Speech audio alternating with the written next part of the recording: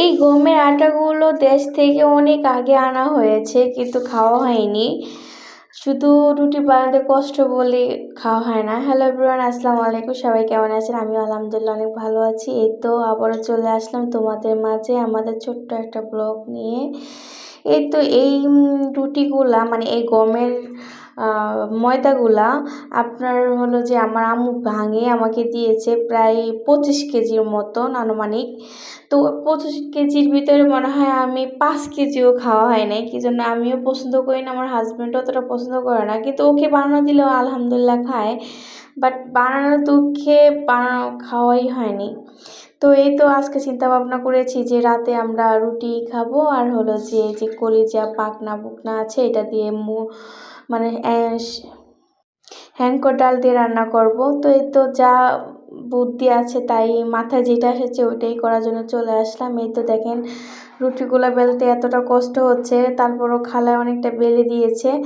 মানে এত কষ্ট, মানে রুটি খেতে মজা আছে কিন্তু বানাইতে করতে অনেক কষ্ট হয়। তারপরও খালা বানিয়ে দিয়েছে, খালা ছেঁকে দিয়েছে, আমি জাস্ট তরকারিটা রান্না করতেছি।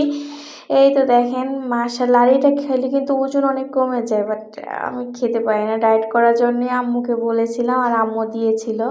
আর আমার আম্মু তো ডায়াবেটিস, তার জন্য আম্মু এই রুটিটাই খাওয়া হয় সকালে আর রাত্রে, এটাই খায়। তো দেশে গেলে কিন্তু একটা আলাদা মজা হয়, আম্মু সবসময় বানিয়ে বানিয়ে খাওয়াতে পারে, বাট নিজের সংসারে মনই চায় না যে এটা করে খাই। তো এই জন্যই বলে গ্রামে মার কাছে গেলে সন্তানের কোনো অভাবই হয় না কোনো কিছু, কেন যে না চাইতেই সব কিছু পাওয়া যায়।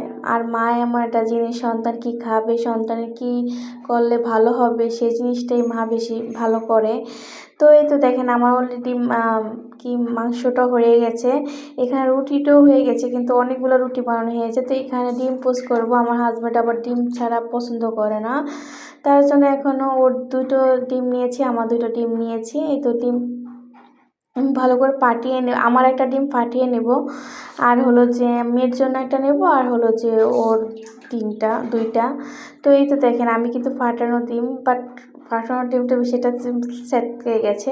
তো সবগুলো আবার পোস্ট করে নিয়েছি। আমি ভাবছিলাম মনে হয় যে ও মানে ওরকম করে খাবে না, ওর পোস্টই খাবে। তো এই তো দেখেন আমি এখন 3টা ডিম ভালো করে পোস্ট করে নিয়েছি, একটা তো ভাজা প্রথমেই হয়ে গেছে। মাশাআল্লাহ অনেক সুন্দর হয়েছে দেখতে, কালার দেখছেন। আর হলো যে ডিম দিয়ে কিন্তু হলো যে রুটি পরোটা বলেন খুব খেতে খুব ভালো লাগে আমার কাছে। আর ডিম না হলে মনে হয় এগুলা খাবার ভালোই লাগে না। তো এই তো দেখেন আমার সবগুলো হয়ে গেছে, এখন প্লেটে নিয়ে নেব, নেওয়ার পরে এখন খাওয়া দাওয়া শুরু করে দেব। আর একটা কথা কি জানেন, মানে মার কাছে গেলে কোনো কিছুই। তো সবাই ভালো থাকুন, সুস্থ থাকুন, আল্লাহ।